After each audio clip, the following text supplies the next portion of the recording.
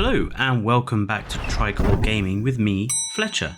And welcome back to my mod testing map, because today we're doing a mod spotlight video of a few mods that I found in the last couple of weeks that I think are pretty good for all you PC players. We're going to be looking at a mod species pack, a brand new species and some brand new cosmetics, and also one of the most important mods that I think has been released for a long time, which has literally just been released before I made this video.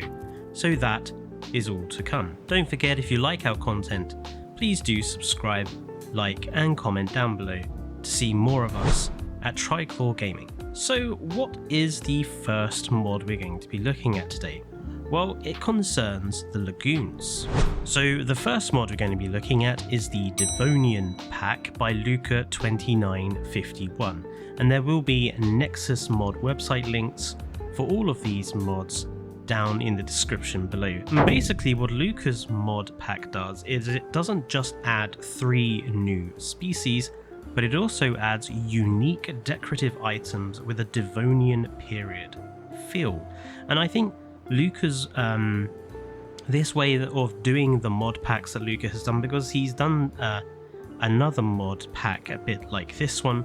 I think this way of adding new species as well as unique decorations for those species, I think is fundamentally a really good way of adding new animals to the game, and I wish it was something that Frontier would do themselves. What we're going to do is we're going to have a look at the new species first, and then we're going to have a look at the unique decorations that he adds. So on with the first species, a strange type of armored fish.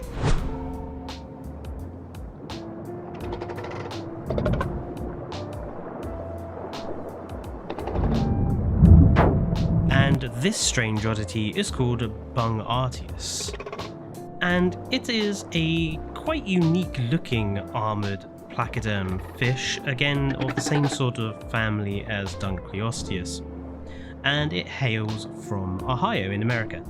What makes this species rather unique is this sort of strange lower jaw spike, which paleontologists believe may have allowed it to hunt shellfish and mollusks, that sort of thing. It's obviously based on the ichthyosaur rig, so you have the ichthyosaur socials and ichthyosaur noises, but I don't think that's too bad for this sort of animal. And yeah, I absolutely adore the skins for this guy. I think they look absolutely brilliant with this sort of striping down the body and the eye spots on the fins. All in all, a very curious and unusual animal. Well, it looks really kind of creepy in the white, actually, I have to say. It's kind of like a ghost fish. But yeah, all in all, a really unusual Devonian period animal, but they only get bigger from here, folks. Let's have a look at the next species.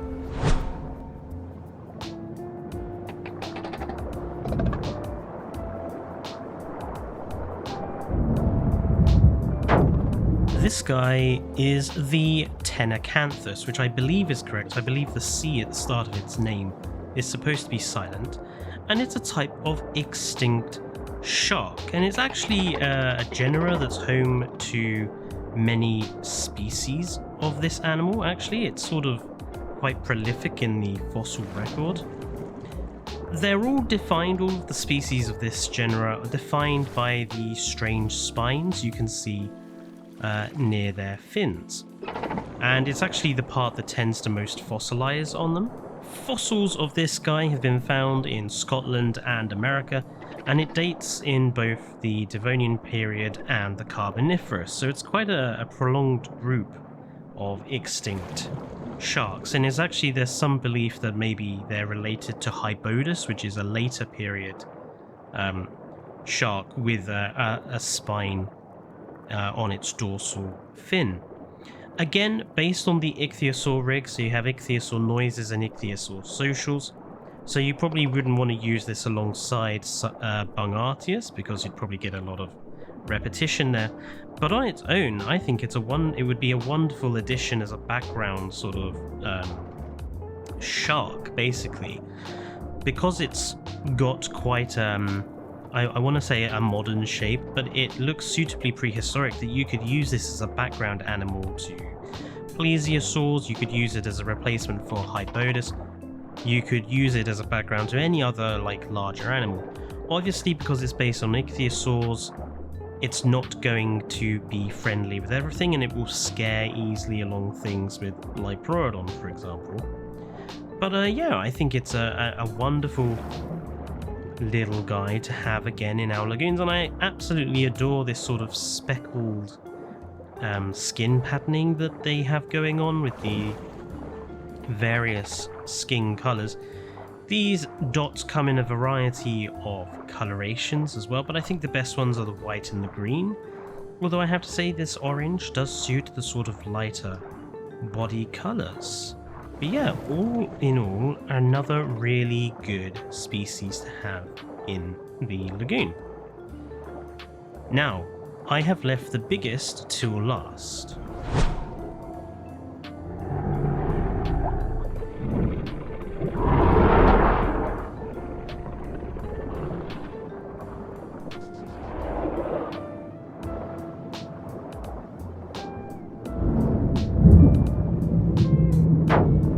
And this enormous guy is Titan ichthyes, a species of very large placoderm or armoured fish that is very similar to Dunkleosteus.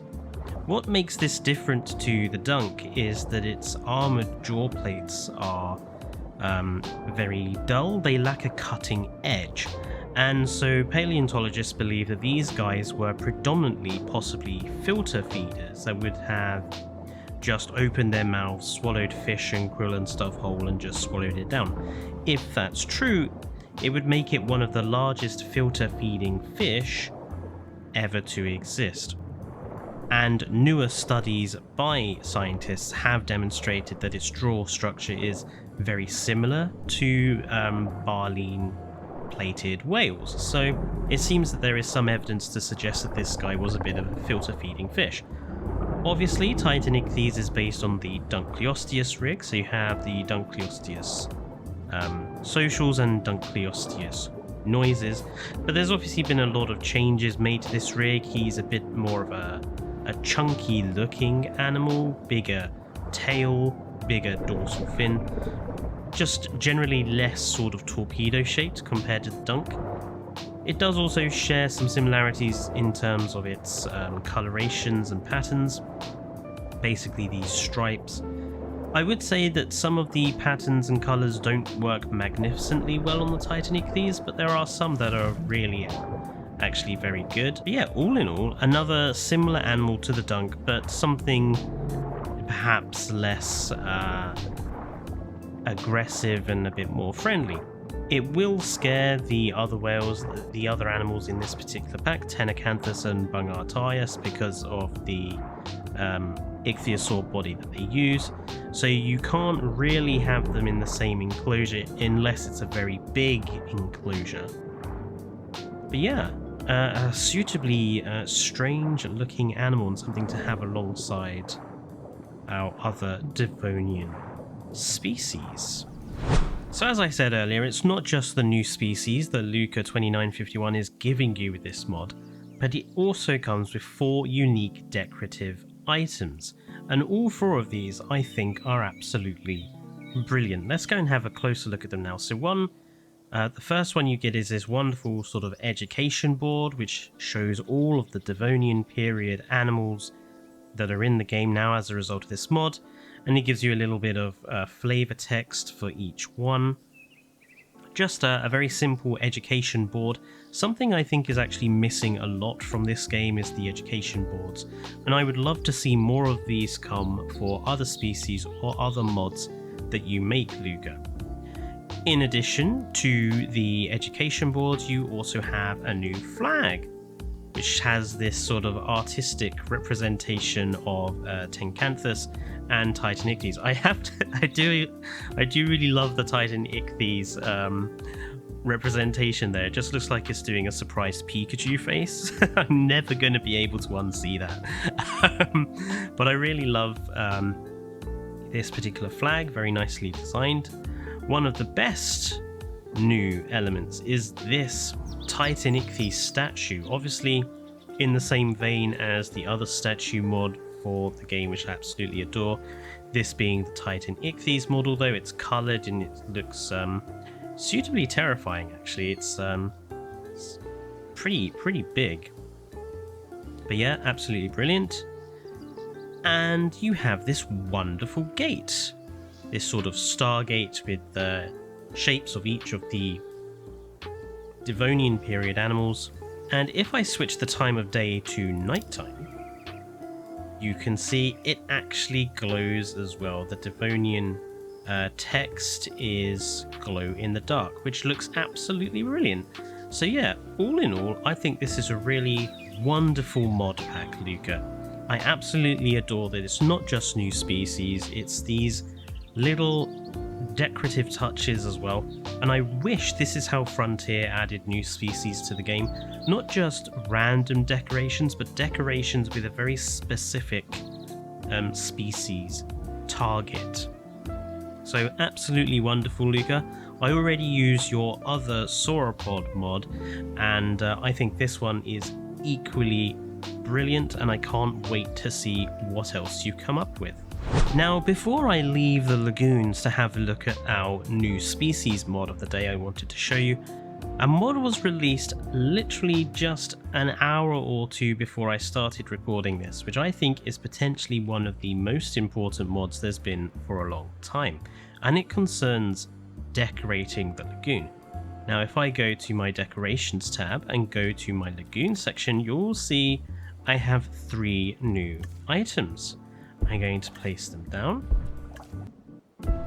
and if I go underneath, you'll see these are kelp decorations. This has been made by Veers 23, and it's a very important mod, I think, because we really do need some vegetation to show off in our lagoons to make them a little less sort of boring. And I think this is potentially a very important mod for improving our lagoons. Now, just a few kelps and a few stones, and again, I feel that has already made quite a bit of difference. Veers, thank you for bringing kelp to our lagoons. If I would criticize this at all, I would say it would be nice to have one that's a little bit larger, sort of like one that's perhaps the width of the Indominus decoration, with lots of different sizes of kelp in it. But I think this is an absolutely vital mod for improving the look of our lagoons, and I cannot wait to start creating some lovely kelp forests. I love how they look from above as well. That's going to look really cool with our lagoon animals. So yeah, can't wait to be using this in my park. So that was the kelp mod by Veers 23. Brilliant mod. And yeah, if you could add a much bigger one that covers a bit more surface area, that would be perfect. So we head to our new species that I wanted to show off today. And this one is another new species coming from Masterdoot. Now, I have a lot of their mods already installed. This one, it was brand new this week, so let's check it out.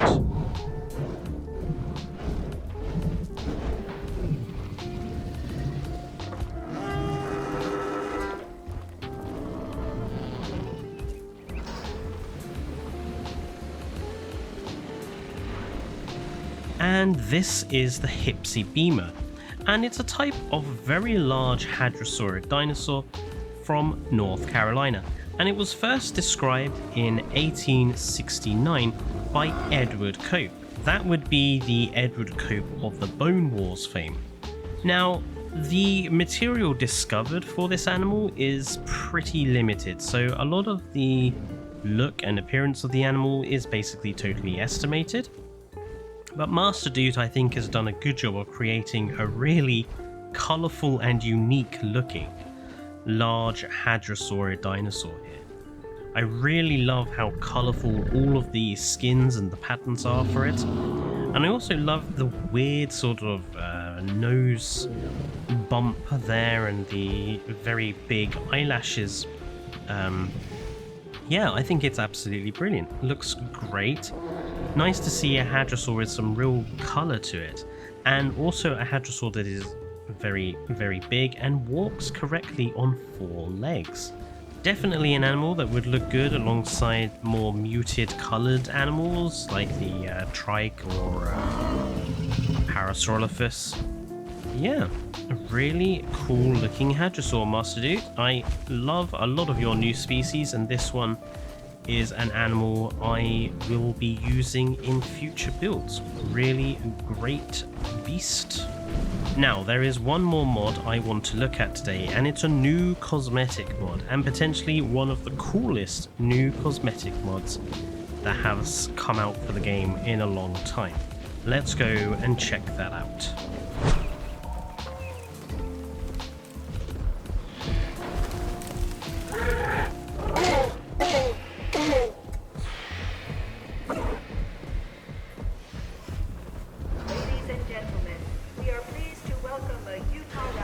This is the Jurassic Park cosmetic Utahraptor mod, and this basically adds the Jurassic Park film skins for the Velociraptor to the Utahraptor. So you can see here, this guy has the Jurassic Park 3 female raptor skin, the white and the red. We've also got the male raptor skin in 2 different, subtly different varieties. It's absolutely incredible, I have to say. We also have the original raptors, and somewhere around here should be those brilliant tiger-striped raptors from the Lost World. And it just basically adds... Oh, and this is the variant of the male skin from Jurassic Park 3. And yeah, it basically adds this as a new cosmetic, so it doesn't replace anything.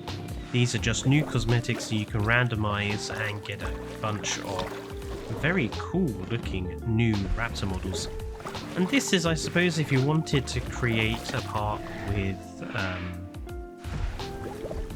an alternative to the Velociraptors, the Jurassic Park 3 Velociraptors, and wanted to use an animal with slightly more paleo-realistic feathers, this would be the one you go for, and I think they look absolutely stunning. I absolutely adore the Jurassic Park 3 versions, and the Lost World version looks really quite stunning as well. Visually very distinctive and stands out great. So yeah, absolutely wonderful mod. This one is by Gamevideosforlife and was newly released this week, I believe. So yeah, brilliant, and I shall be using these when I use the Utahraptor, I think.